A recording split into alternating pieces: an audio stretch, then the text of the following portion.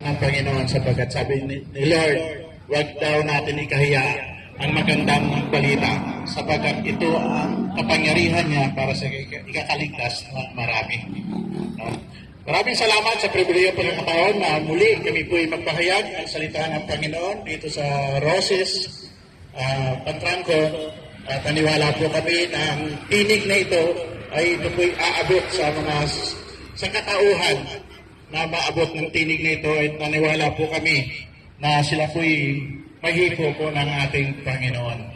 Sabi po rito sa mga ngaral 12:1, sabi niya, alalahanin natin ang manlilikha sa panahon ng ating kabataan.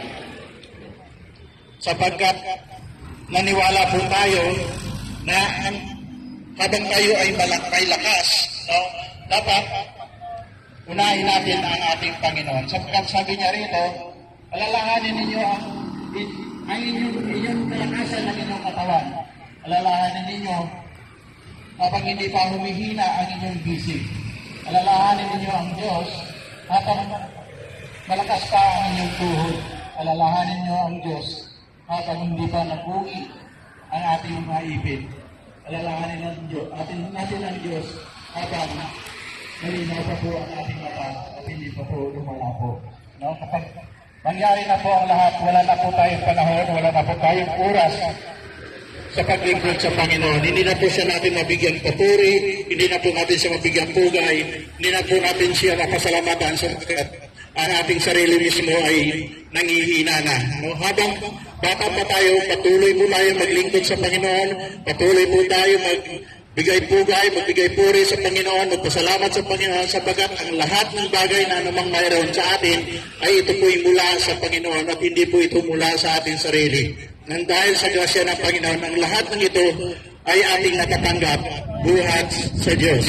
Lalahanin po natin na ang buhay po natin ay maikli lamang. Sabi po rito sa Hope 14:1 na ang buhay po ng tao ay napakaikli at puno-puno po ng kahirapan.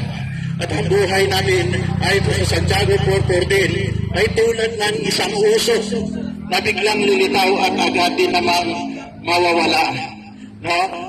Sa napakaiksi po ng buhay natin. Sabi nga rito sa Ecclesiastes 8:8, kung paano hindi natin mapigilan ang hangin, ganun din po ang ating kamatayan ay hindi rin po natin mapipigilan.